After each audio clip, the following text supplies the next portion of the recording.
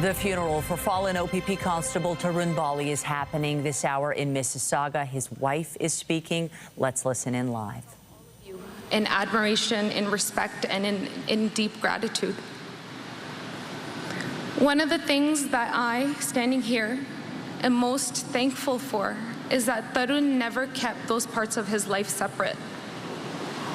He introduced me to people who mattered to him the most. He shared your stories, he spoke about you often, he built these relationships long before I ever knew how much I would need them. Because when my world fell apart, I wasn't left alone.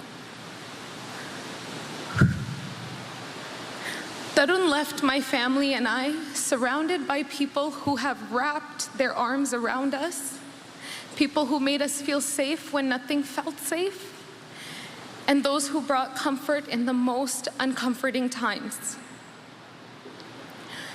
You continue to remind us that love, loyalty, and kindness that he gave so freely still lives on through all of you. So thank you.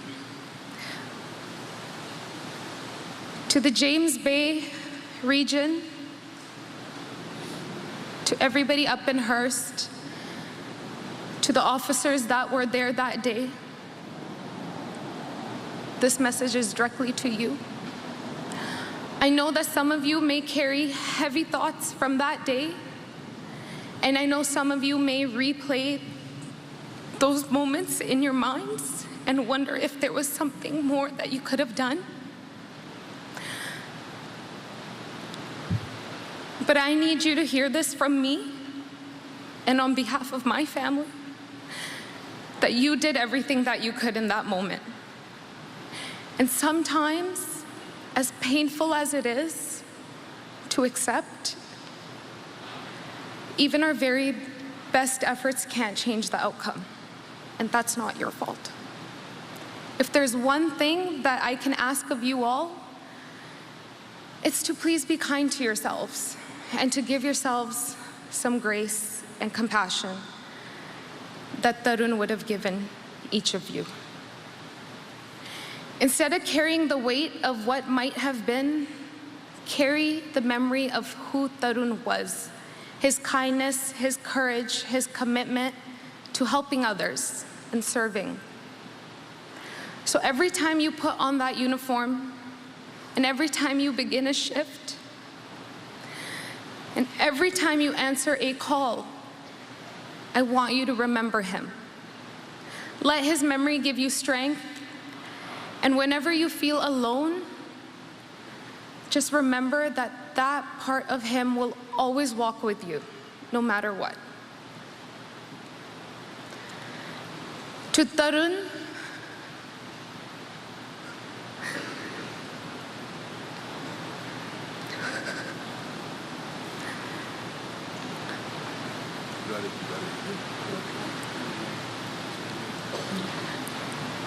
my words fall short of how I feel.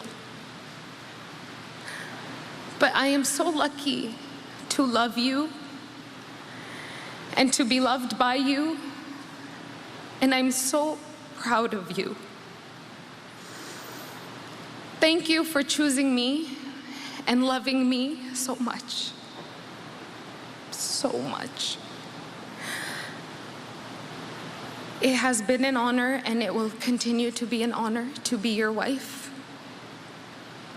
And no amount of time would ever have been enough, truly, but I will cherish every moment we shared. You are my greatest blessing, my best friend, the love of my life. I love you with my whole heart. Until we meet again, I hope you rest peacefully.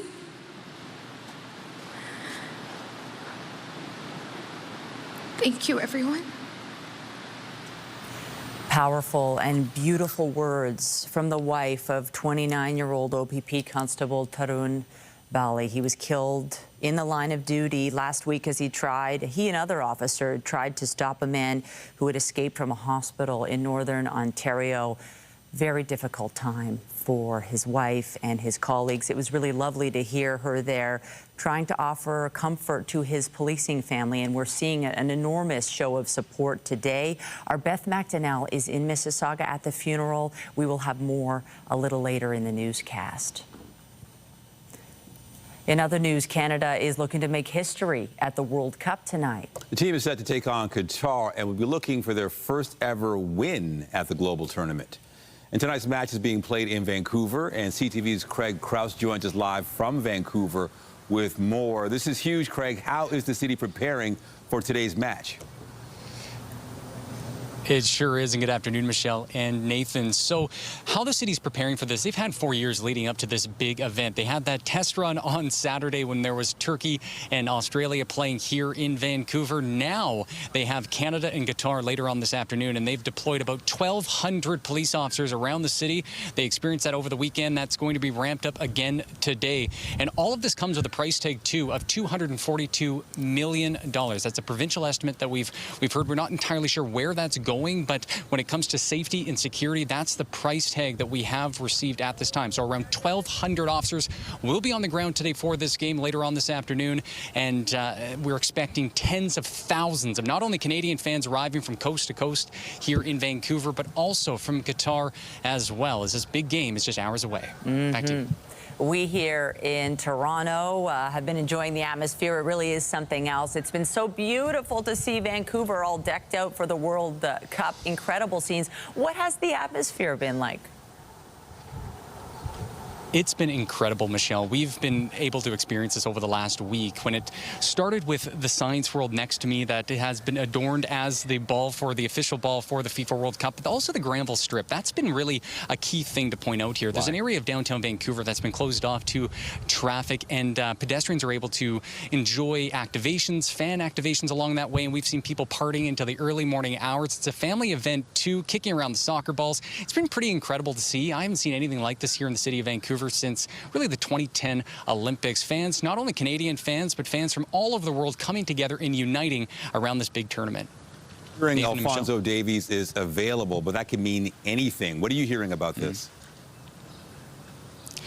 So, Nathan, he has been cleared to play, but whether Jesse March will play him in this game remains unclear. Again, he suffered that hamstring injury back in May, playing for his club team in Germany. Whether he steps on the field today is, again, uncertain. If Canada does fall behind, that is what I'm hearing, is that they could potentially utilize him there. But again, this is a must-win game. They tied their first game. This is a big game as they head into their other group stage games later on against Switzerland and others. But again, this is a must-win game.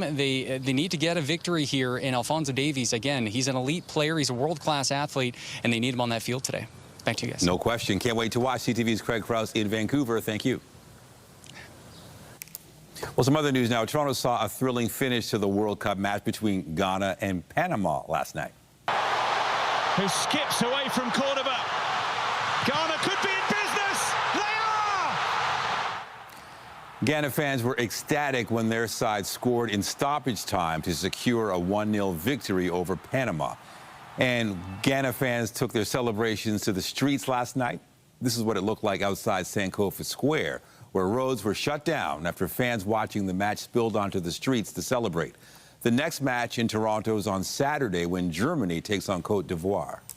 And as people spilled into the streets, there was rain pouring from the sky at the game last night. Definitely wet, depending on where you sat. At this hour, it's looking pretty nice at Nathan Phillips Square. But did you hear the thunder and the storm last night? Our Lindsay Morrison joins us actually from Pat Bailey Square at Ajax with more on the conditions. It's looking fabulous where you are, Lindsay. We need to dry out after all that rain we got.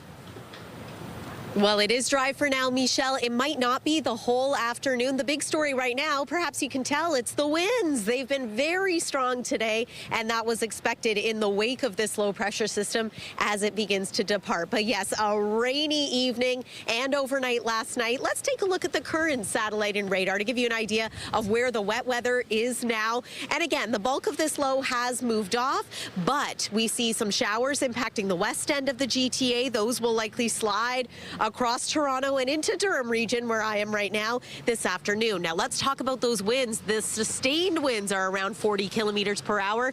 Gusts are upwards of 60 and it's still possible that some areas are going to exceed gusts of 70, 80, 90 kilometers per hour today too.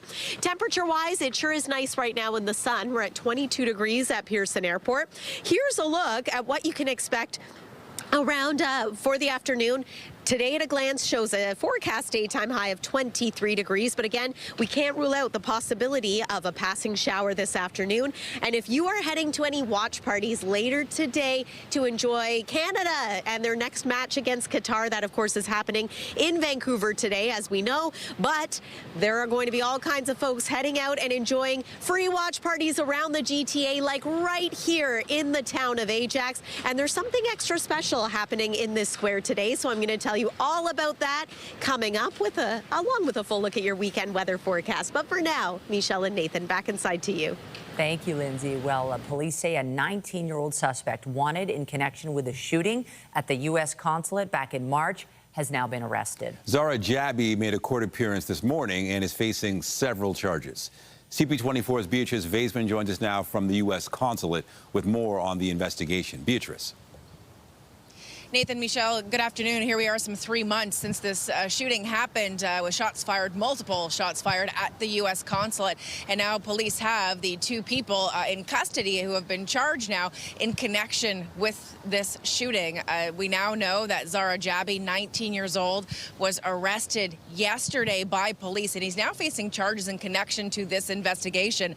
The charges include theft of motor vehicle, possession of property obtained by crime, discharge of a firearm, attack on premises, internationally protected persons, and possession of a loaded firearm as well. And certainly this news today comes after I think a lot of people got some pretty shocking news from Chief Myron Demke on Monday when we heard from the chief and from the chief superintendent, Joe Matthews, that these were allegedly guns for hire, that there's a criminal network out there who is hiring these young, mostly men, 18, 19 years old, sometimes younger, to perpetrate these crimes on places like the U.S. Consulate, like multiple synagogues and Jewish schools and GFL properties as well. These young people, according to the chief, are essentially filming their crimes on and putting them up on encrypted apps like Telegram, for example, to be paid for these crimes. And so the chief says the big question right now is who is paying these young guns for hire? That's a question that he's looking into along with his partners at the RCMP and various other police organizations as well. Zara Jabi was in court for a brief appearance this morning, up and down, remanded into custody. We're hearing from the courts and he'll be back making another appearance. Nathan and Michelle, first thing tomorrow morning. All right, CP24's Beatrice Vaisman, thank you. Now, as we showed you earlier, officers from around the country gathered in Mississauga this morning to say a final goodbye to one of their colleagues. Joining together for the funeral of Constable Tarun Bali, who was struck and killed in the northern Ontario town of Hearst last week. Our Beth Macdonell joins us live from Mississauga with more on the ceremony. And Beth, we heard at the top of the hour from his wife, just a heartbreaking and really powerful speech. That's right, Michelle. OPP Constable Tarun Bali was originally from Brampton and worked at 11 detachments over the course of his career. His funeral has been highlighting the type of officer and man he was, someone who not only served but went above and beyond. And this morning, officers lined the streets in torrential rain ahead of the funeral before Bali's casket was carried into the Mississauga Sports and Entertainment Center. During the opening prayer, we heard about the end of life through Hinduism, that every end has a new beginning, and while the spirit is housed in the physical body, that spirit will now embark on a new journey. We heard how the 29-year-old working as an officer made the ultimate sacrifice in living a life of compassion and righteousness. Bali was working in the northern Ontario community of Hearst last week when he was struck by a vehicle and killed. In attendance at his funeral here today, his wife, who we heard spoke just a few minutes ago, his parents, many colleagues and dignitaries, and Premier Doug Ford. In times of tragedy, the people of Ontario will always come together to grieve, remember and commemorate Provincial Constable Bali's life, service, and sacrifice in keeping the people of Ontario safe from harm. Provincial Constable Bali was a proud Canadian and proud to serve the people of Ontario. It takes courage to leave a familiar place and to help where help is needed. It takes courage to answer a call for service, no matter where or when. It takes courage simply to accept the risk that comes with having a duty to keep people safe. To those who serve alongside him, thank you for answering the calls. Those who knew Bali describe him as someone who was enthusiastic and exemplified courage. Reporting live, I'm Beth Macdonell. Michelle, back to you. Thank you, Beth. A man has been arrested in connection with a hate-motivated assault aboard a bus in Scarborough earlier this year.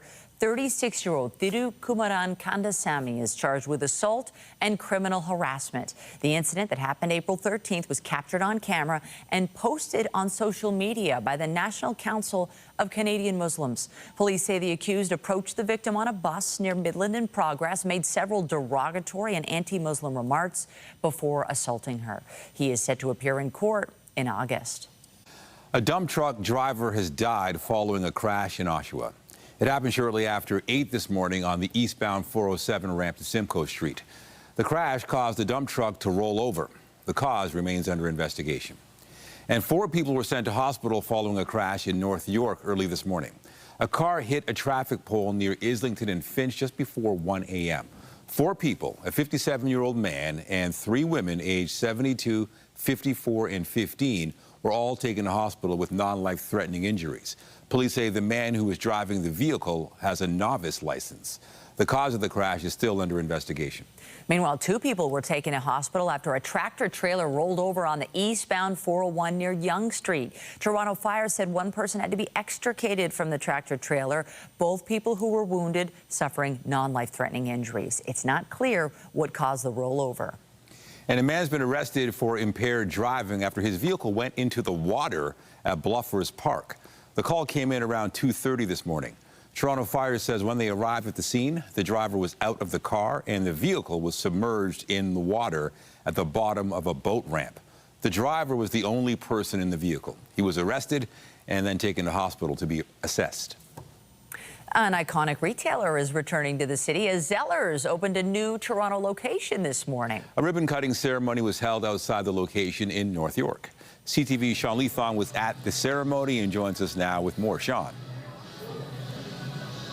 Well, Nathan and Michelle, Zellers is back, and the focus for this iteration of Zellers is strictly value. But come with me. We'll take a look at this new store on Orifice Road. Now, it's 25,000 square feet, which is smaller than many of the locations people might remember as far as Zellers goes. If we looked at this way, there's lots of room and there's also lots of products, but it's not as huge as you would have expected in the past. Now, I spoke to Joey Benetta, who is the CEO of the new Zellers, and he tells me that they're focusing on specific products, a lot like merchandise that involves clothing, and then they're going to be getting into toys. The real focus they're going to do is value, value, value. That's what they say it has to be in this affordability crisis. They want people to be able to come out of here and feel like they've done well with their wallets. Now, I spoke to some customers a little while ago, as there's lots of merchandise here, and they seem to be holding up with the idea that the value is good here. I also spoke to Bruce Winder, who's a retail analyst, about what this iteration will look like and how it's going so far. Here's what they all had to say. I was actually super excited when I saw that it was reopening, because I actually worked at Zellers when I was like 16. So super excited to see that it's back. More than what I expected today. What do you think of the prices? They're great, yeah. Definitely in contrast to, going into some of the stores around, you're seeing a lot better value. I'm actually pleasantly surprised. I was nervous that their price points would be a little too high for the Zellers brand, but I think they've delivered. There's some really accessible price points here, $10, $20 for garments. So I think that they could find a nice niche of catering to folks who are really on a tight budget, families on a tight budget. So when I asked Bruce what he thought the new Zellers would fit, where it would fit in the marketplace, he said put it somewhere between a Giant Tiger and a Dollarama, slightly below Walmart in terms of pricing. Now, the store, this is just the second in Canada that is the new iteration. The first one is in Edmonton. Now, there will be another one coming in a couple of weeks in Windsor, Ontario, and from there, they will have a larger expansion in the fall. So there is an expansion or a plan to become a national brand again, but it's not going to happen just yet. As you can see around us, this place is absolutely packed this morning, so the beginning seems to be going well. The cash register seems to be moving. It's all a matter if people keep coming back. Reporting live, I'm Sean Neathong. Nathan, I'll send it back to you. All right, we'll see. Thank you, Sean. Still to come, taking in the World Cup at Niagara Falls. We'll have a first-hand look at the fan zone at the Falls a little later in the newscast. The United States and Iran have both signed the interim deal that is intended to end their war. But the Pentagon insists the U.S. military is ready to go if Tehran falters on the agreement. Donald Trump put pen to paper today during a dinner with his French counterpart in Versailles. The memorandum of understanding includes an end to the fighting and a 60-day negotiating window on Tehran's nuclear program. The Strait of Hormuz will reopen without tolls for 2 months. And Iran can also now sell its crude oil on the world market. The U.S. will be part of a $300 billion development fund for Iran. The U.S. Vice President spoke today at the White House. A couple of things that are still true and will be true whether the Iranians comply with the rest of the deal or not. Number one, their nuclear program has been completely destroyed. Their capacity for enrichment, the facilities at which they were using to develop enrichment and develop a potential nuclear weapon, those facilities are still destroyed. Their conventional military is still destroyed. Their capacity to threaten their neighbors is still largely gone. And now we see whether they are willing to comply with the next step of the president's peace plan. J.D. Vance adding Israel will have to respect the peace process with Iran, which he said was good for them. He says attacks in Beirut that kill civilians were not acceptable. Meanwhile, the U.S. Secretary of War has announced a 6-month Pentagon review of American forces in Europe. But make no mistake about it, this will be a real review. It will be designed to ensure that NATO is moving fast and irreversibly toward Europe leading, stepping up to take primary responsibility for the defense of Europe, stepping up to ensure our forces are postured for America's global needs. There's specific to this review that's clearly about the force posture against the background of an alliance which is massively investing in its defense, particularly, of course, the Canadians and the Europeans when it comes to NATO's collective defense. The U.S. says the review's outcome will depend on how quickly European allies take responsibility for their own security. Yesterday, Pete Hegseth criticized NATO allies for not providing access to bases for American forces to launch attacks on Iran and accused Europe of not prioritizing defense. Ukrainian drones set a major Moscow refinery ablaze in an attack on the Russian capital today. It is the second time in a week this facility has been hit. The strike also disrupted hundreds of flights at Moscow's airports. Ukraine is looking to cut Russia's war revenue by targeting oil facilities. The Ukrainian president says the attack is part of efforts to force the Kremlin to negotiate. It was one of Ukraine's biggest drone strikes since Russia's invasion over 4 years ago. Well, it sure is nice to see a blue sky after all that rain yesterday, and they don't look too bad right now, but those flags have been blowing in the wind. Let's take a little journey around to where various World Cup games are happening around North America today. No local game here in Toronto, but there is one already underway in Atlanta. Chance of showers there as well. Meanwhile, there is a game that's going to be happening later this afternoon in Los Angeles. And of course, LA weather is usually pretty spectacular, especially for planning big events.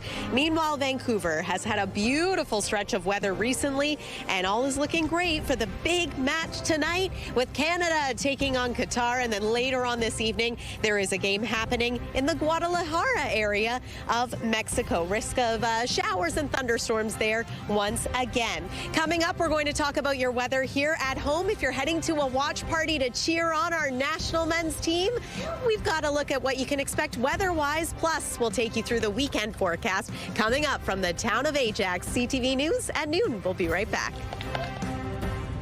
When you see it happen, send it to CTV News. Text 10400 from your screen to ours.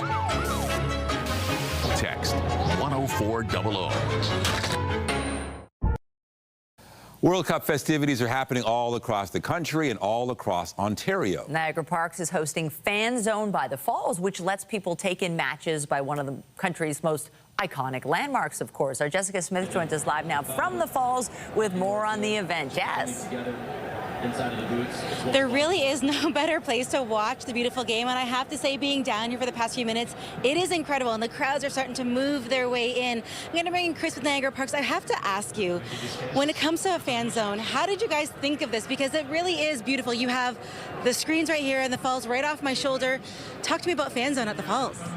We'll take a look around. I think it kind of speaks for itself, Jess, but you know, we are a place that welcomes people from all over the world naturally, and the World Cup is such a great opportunity to do that on another scale. So we wanted to create a place that people could gather, watch the games, celebrate their country, take in the Falls as well. You know, you can look right behind you, you see the huge, massive screen to watch the game, and then just to the left is the Horseshoe Falls, so it's a pretty cool spot. And I feel like, you know, there's never not something to do in Niagara. And this is a licensed patio, so if you care to partake in a beverage or two, you can. But how does it work when you come down here? Do you have to pay? How do I get in? Yeah, the fan zone is fully free to enter, so you can come down here, grab a seat, watch the games. It is licensed, as you mentioned. We have a food truck. We also have the restaurant upstairs. The games are all playing up there as well. So if you want more of a covered view, balcony type setting, you can look down at the screen here. You can watch. We have huge viewing screens in the restaurant as well. So the whole area is activated for the World Cup. It's a great place to watch the games. I mean, a lot of folks are in town maybe for the first time visiting our country, and there's a couple of days between games sometimes, depending on who you're cheering for. So why not come down here? And I feel like it's easy enough to make your way from anywhere in Ontario to here in Niagara. Absolutely. So, you know, the GO train is a great way to make your way down if you're in the city for watching a game or just, you know, visiting friends or family. The fan zone itself, where it's located in Queen Victoria Park, it's right in the heart of things. So the falls are right there. Table Rock Center is just around the corner, so great attractions there. Journey Behind the Falls, Niagara Takes Flight. Niagara Parks Power Station is just around the corner, so you can come in. You know, some people are going to come in their jersey and their flags. They're going to watch the whole game. Some people are going to come drop in, have a bite to eat, taking a little bit. Right now we have Czechia and South Africa playing behind us. Nice little crowd gathered to watch that. So, you know, everyone's going to come for something different, and I think the fan zone offers something for everybody, so it's great that way.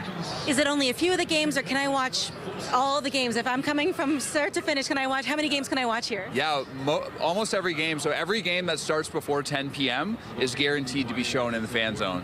So all the Canada games, you know, and as we get into the knockout phase, all of those games will be shown here. So I know that tonight is going to be absolutely amazing because they're playing this evening. It's going to be so much fun. How do I find out more information about what's going on with the fan zone? Because I feel like you guys are going right through to the 19th of July. How do I find out more information? Yeah, the atmosphere tonight for the Canada game is going to be amazing, so we're really excited for that. You know, more information on the fan zone and everything happening here at niagaraparks.com/fanzone. Yeah, you know what? I'm loving this. The people behind me are loving this. I'm going to send things back to studio. We're going to go watch the game because, I mean, it's stressful, but it's so exciting. But come on down to the Falls. Lots of fun. I'll send things back inside to the studio. Yeah, it looks like fun. You just got to love that scene there. The Niagara Falls right there. It's perfect. Lots of food for the eye. Mm-hmm. All right, let's talk about the forecast here. And the morning, you know, we had rain this morning, but it seems like it's clearing up. Yes, I got to admit, I'm a little tired because 3 a.m., Lindsay, it was incredible lightning and thunder. It's nice to see that we're in the clear, at least at this point. At least for now, Michelle and Nathan. Still an ongoing chance of showers for this afternoon. It's a windy day. We've got some sun in the mix, so a little bit of everything today. Continue to be weather aware this afternoon, but I'm happy to say that it looks like conditions are going to dry out and clear out in time for any viewing matches, including the free one that's happening here at Pat Bailey Square in Ajax, although I can't call it that anymore. Check this out. This is now Derek Cornelius Square. So Derek Cornelius plays on the Canada men's national team, and he's from Ajax. This is where he grew up, and so he's the local hero. He's being celebrated tonight with the renaming of the square, the free viewing party that's happening. There's going to be a big celebration, an unveiling of this work of art, which has taken since Monday to create. I'm told that the banner that says Derek Cornelius Square took 6 hours alone, and it's beautiful. This place is no doubt going to be packed later tonight for that game here at Derek Cornelius Square. Very cool that this is being done by the town of Ajax. Let's get to your forecast. We will begin by letting you know that weather is brought to you by the Presler Law Firm Injury Lawyers. You don't pay unless they win. Yes, it was a rainy evening last night. That rain crept its way in a little earlier, a little ahead of schedule, just in time for kickoff for Ghana and Panama. Here's a look at what we still have. Some heavy rain around Lake Simcoe as well as the Peterborough area. There's a little bit of lightning with those cells out over Lake Ontario, but otherwise it's simply rain impacting areas. And then elsewhere, we've got sun, cloud mixing. The bulk of that low is now out over Quebec. It's soaking the Maritimes today as well. But with the wraparound effect of it, we continue to see wet weather today in parts of Cottage Country and Eastern Ontario. We've also got some very strong winds, as we've been mentioning. But as you may be able to see here, conditions are improving. We're going to dry out as we make our way into the evening. So that's about 8 o'clock tonight into tomorrow. Sunshine for your Friday, at the very minimum, a mix of sun and cloud. Saturday is looking pretty dry as well. We can't rule out the possibility of a quick passing shower on Saturday. However, the weekend for the most part looks stellar. Sunday, of course, is Father's Day. It's also the first day of summer. It's the summer solstice. Okay, check out these winds. They could be gusting upwards of 60, 70 kilometers per hour in places starting this afternoon. We'll start to see them ease somewhat as we make our way through the day tomorrow, and then much calmer. Those winds are expected to be by Saturday. Temperature right now, 22 degrees at Pearson Airport. Temperatures are in the teens in places like Wyerton, Muskoka, even Ottawa right now. Our forecast high for the afternoon, 23 degrees. Normal temperature this time of year is 25, so we're a little below seasonal. Once again, that's been the ongoing pattern. Here is your evening at a glance. If you're heading to FIFA Fan Fest, may not be the worst idea to bring a poncho, especially for this afternoon or this evening, but hopefully you won't need it. We are drier through the overnight tonight overall as well. Tonight's low, 14 here in Toronto, near normal, partly cloudy skies, still windy, and we're feeling those winds right now here in Ajax. There is tomorrow at a glance, 23 degrees, Humidex 25, mix of sun and cloud. Let's get to that 7-day forecast and show you what's in store for the weekend. Again, Saturday and Sunday are looking great. I do think there is a slight chance of a shower on Saturday, but Sunday should be mainly sunny, and then we do get back into some wet weather on Monday, and overall we remain seasonal or slightly below. If you're just joining us, we are here in the town of Ajax at Derek Cornelius Square. Very cool. And we're going to be here live tonight at 5 and 6 as we watch the Canada match with fans here in Durham region. It's going to be lots of fun. For now, Michelle and Nathan, back over to you. Yep, the excitement all over the city. Thank you, Lindsay. Well, the Marlies have a chance to win their first Calder Cup since 2018 tonight. Cuts back. He's got some help over the far side. Cowan, the shot! Scores! That one ties up the laces and walks across the line. The Marlies currently lead the series over the Chicago Wolves 3-0. The team is coming off a 1-0 win Tuesday. Tonight's game begins at 7 at Coca-Cola Coliseum. The Scepters took part in the PWHL draft in Detroit last night. The team selected forward Kirsten Sims with the 8th overall pick. The 21-year-old is coming off her 4th season at the University of Wisconsin, where she recorded 26 goals, 33 assists in 31 games. Sims also won a gold medal playing for the U.S. at the 2026 Olympic Winter Games. The Blue Jays can get the sweep when they wrap up their series with the Red Sox this afternoon. Guerrero.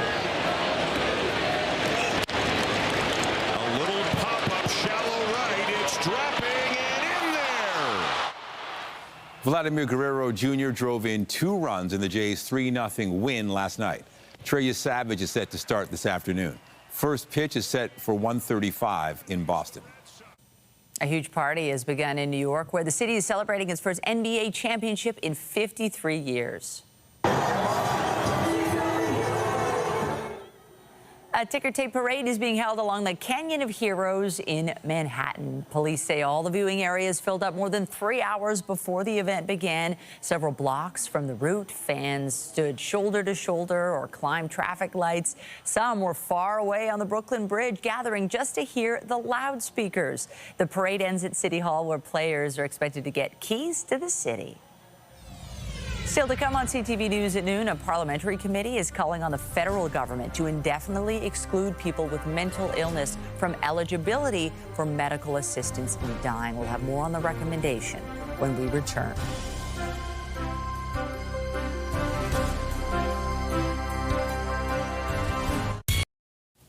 A parliamentary committee is calling on the federal government to indefinitely exclude people with mental illness from eligibility for medical assistance in dying. The recommendation comes after a process that some committee members described as flawed and biased. Committee members co-signed the recommendation in a report which included a number of dissenting opinions. People with a mental illness as their sole underlying condition are set to become eligible to apply for medical assistance in dying next March. Outgoing Apple CEO Tim Cook says the tech company's products will have to become more expensive at some point because of surging demand for memory chips. Cook shared that warning in an interview with the Wall Street Journal. He said the higher prices were inevitable as the rapid build-out of artificial intelligence data centers has sent the cost of memory chips and RAM skyrocketing. Those components are also part of nearly all electronic devices nowadays, with the chips undergoing quarterly price increases of at least 50% since late 2025. The Apple CEO didn't specify which of the company's products might be impacted or when. The parent company of Sobeys says profit and sales were up in the last quarter compared to the same period last year. Empire Company Limited said it'll boost the dividends it pays out to shareholders after earning $212 million in the period ending May 2nd. The grocery giant, which owns Farm Boy and Safeway, said same-store sales were up 1.7%, with much of that increase linked to fuel sales. And this is a live look from the Hotel X Skyline Cam. Toronto Stadium was rocking last night with the 1-0 win for Ghana over Panama. The next game there is Tuesday. You're watching CTV News at noon. Stay with us. Get Toronto's top stories, breaking news alerts, and watch live. Download the CTV News app. Let's check in again with CTV's Jessica Smith in Niagara Falls. Jess, what's happening now where you are? Listen, Nathan, when you're down here watching one of the games, you've obviously got a great view, but you got to think about food and snacks and drinks, which are all things that go with watching the beautiful game. Omar joining me now talking about all the food that you can do. I want to know first about a beverage. Maybe if you're into having a cold one while you're here. We've got a really great connection, and you guys are so good at supporting local here with Niagara Parks. Talk to me about these signature cans, because I don't know about everybody else, but I do love me a signature kind of one-off thing. It feels extra fancy. So tell me what these are. So as you said, here in Niagara Parks, we focus on local as much as we can. So we partner with a local brewery, Blackburn Beer Company, and they branded 3 beers for us for the 3 host countries. So we have our Mexican cerveza style lager, again, been a great seller, especially when Mexico played in the first game. We have our Canadian light lager, our #1 seller. We're going to need that tonight. They're going like hotcakes. We are going to use that a lot tonight. And then the American IPA. So between the 3 host countries, it's been a great partnership and a great way for us to continue to talk about how much we focus on local here in Niagara Parks. And it's, again, Niagara is such a destination all year round, but especially right now. And when you think about drinks, you have to mention food. And you guys have some fantastic food options. I'm a big fan of a food truck, so tell me what people can experience when you're down here in the fan zone.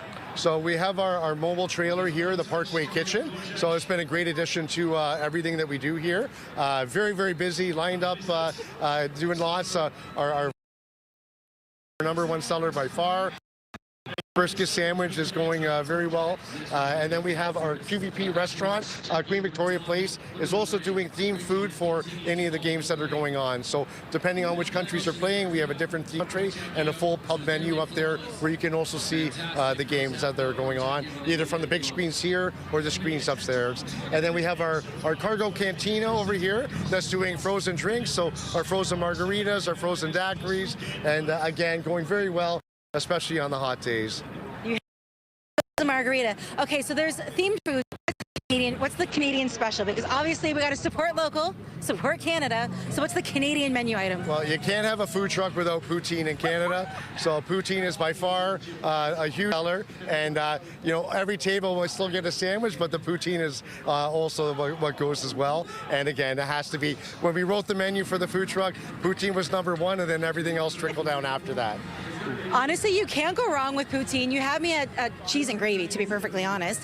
If people want more information, they want to figure out, they want to plan their day. They're like, okay, I'm going to watch this game, this game, this game, get my lager, get down, get the food. What do they need to know? How do they find out more information? Go to our website, NiagaraParks.com, and you can come and see everything that's going on down here. In between games, you can go and visit our attractions. We have the Journey Behind the Falls. We have Niagara Takes Flight all right down the street here at Table Rock. So there's lots to do. You're never a dull moment, and then you come back and watch the games. We'll save this for when we're off camera, but we'll give a big cheers. Here we go. Go Canada. We'll send things back to the studio. Cheers.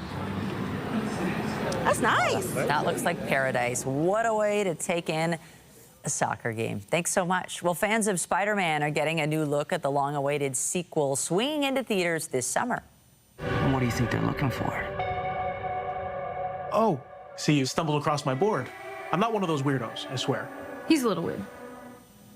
Spider-Man, Brand New Day sees Tom Holland return as the title character alongside familiar faces like Zendaya, Jacob Batalon, and Mark Ruffalo. The film picks up after 2021's Spider-Man No Way Home, and it sees Peter Parker facing new challenges in a New York City that has forgotten he exists. The Sony Marvel movie is out July 31st.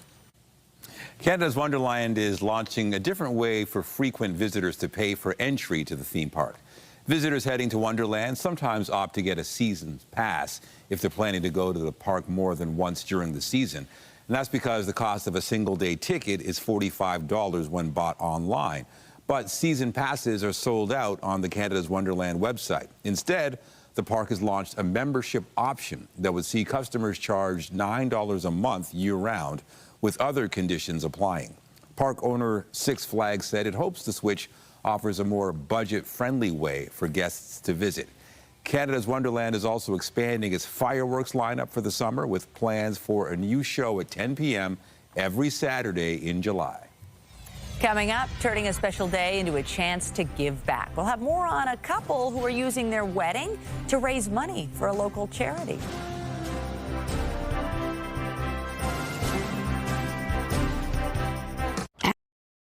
Normally, a wedding's all about the bride and groom, but an Ottawa couple is turning their big day into a way to give back. They're turning their wedding into a fundraiser with a goal of raising $100,000 for the Ottawa mission.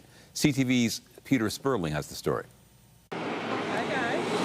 It's two hearts with one mission. We really hope that this love story inspires others. Cara Vaccarino and Brian Bahaneke are just days away from saying, I do. We met each other at exactly the right time. Teamwork makes the dream work. They're sharing their love for each other with Ottawa's most vulnerable residents by using their wedding as a fundraiser for the Ottawa mission. We decided to celebrate our good fortune by giving back to our community. Guests asked to skip the usual wedding gifts and give to the mission instead. We have all the toasters we need, and we are very blessed. And at first we were thinking, oh, guests could just donate to the mission. And then we said, well, why don't we make this a bigger goal? A goal of raising $100,000, asking anyone to donate to. It seemed like a bit of a crazy ambitious goal, but we're nearly there. We're nearly there. Vaccarino, who is the CEO of the Royal, and fiancé Bohaneke came up with the idea together. Coming together in this regard for the Ottawa mission, it's fantastic. With rising inflation, the Ottawa mission says the donation will be put to good use. I can specifically see it being designated to help cover some of the increased food costs. That food truck that goes to 42 different communities every week is supported solely by donor funding. The couple's big day is this Saturday. We really hope that this love story inspires others to love back, love people in our community who really need love the most. Peter Sperling, CTV News. Wish them well. Here in Toronto, we were at Toronto Stadium last night, the Ghana game. We're out a little late. I want to correct myself. The next game in Toronto is on Saturday, Germany, Cote d'Ivoire. But first, we got the Canada game. Our Lindsay's in Ajax. Great place to watch World Cup action. I think it's so cool, Michelle and Nathan, that there are watch parties in every corner of the GTA. We've spent a lot of time downtown, but we want to make sure that we get out to some of the other neighborhoods as well. And today it's so great to be here in the town of Ajax at Derek Cornelius Square. Let's take one more look at your weather for the rest of the day. Still a chance of a shower out here this afternoon, but again, we do hope that many areas will dry out in time for that 6 p.m. game. Overnight tonight, 14 degrees is what we're looking at. A few clouds in the sky. Into tomorrow, it's going to be a nice day. Mix of sun and cloud, temperature around 23 degrees. Let's take a look at your Father's Day forecast for Sunday. We'll skip ahead a couple of days. It's looking like a perfect day to celebrate Dad outside. And one more look at that 7-day forecast does show a return to some wet weather for the early part of next week. It's been great being live here in Ajax. Nathan and Michelle, I'll send it back inside to you. All right, thank you so much, Lindsay. And that is it for CTV News at noon. Remember, you can get Toronto's breaking news all day long on CP24 and at ctvnewstoronto.ca. For Lindsay Morrison and the whole team here, have a pleasant afternoon. I'm Michelle Dubé. And I'm Nathan Downer. Be sure to join us later for CTV News at 5 and 6. Have a great day.